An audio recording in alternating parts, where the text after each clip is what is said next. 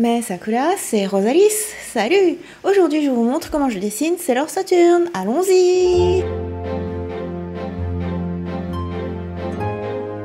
C'est parti pour un petit timelapse de ma chouchoute, Sailor Saturn, la Sailor à laquelle je m'identifiais quand j'étais adolescente.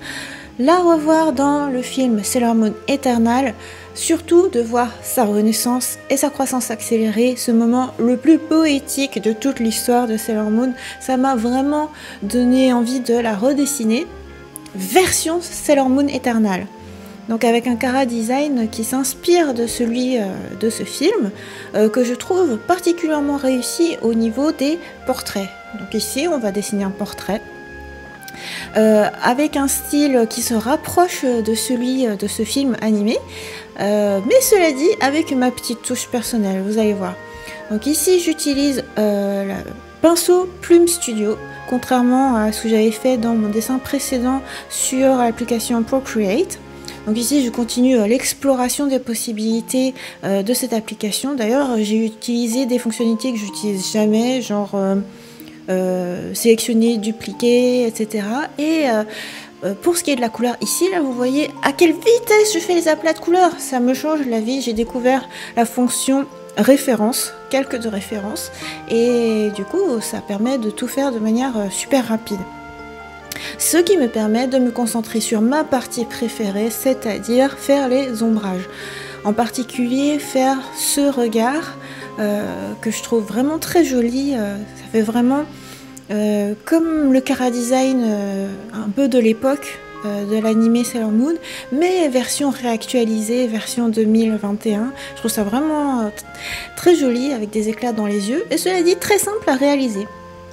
Pour ce qui est de l'ombrage, en particulier sur la peau, j'ai hésité un peu, vous avez vu ce que j'ai fait, j'ai hésité à faire un effet dessin animé pur, avec des ombrages nets, effet cellulo, ou à faire quelque chose de plus dégradé, un peu plus doux. Bon, j'ai opté pour un mix des deux, pour qu'il y ait ma patte, que ça fasse un effet un peu aquarelle pastel. Et aussi un effet cellulo en plus. Donc j'ai vraiment fait les deux. Ce qui fait que j'ai très vite atteint le nombre maximal de calques. Pour du A4 300 dpi, c'est 52 calques. Voilà, j'ai atteint le maximum. Pour les cheveux, là, c'est ce que vous voyez. J'étais pas tout à fait satisfaite du rendu, donc j'ai complètement mis à ma sauce avec un effet un peu galactique. Voilà, avec un effet beaucoup plus doux. Et c'est ce que j'applique sur la totalité de chaque zone de couleur, y compris le ruban, enfin le nœud, voilà, et puis le costume marin. Et c'est déjà terminé! Comme vous l'avez vu, ce timelapse était très rapide. Ce que je vous propose, c'est de vous montrer dans une autre vidéo le timelapse en version plus long, comme ça vous pourrez prendre le temps de voir les étapes plus en détail et ça en plein écran. Donc là ici on est avec moi et on voit l'iPad.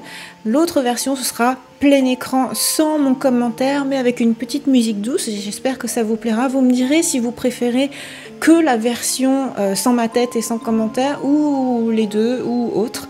En tout cas cette illustration est disponible sur mon site web rosalis.net, n'hésitez pas à aller la voir. Et pour mon avis sur Sailor Moon Eternal qui est disponible sur Netflix, je vous donnerai vue sur la vidéo qu'on a faite avec Morgane, chronique avis. Voilà, j'espère que cette vidéo vous a plu. Bye bye.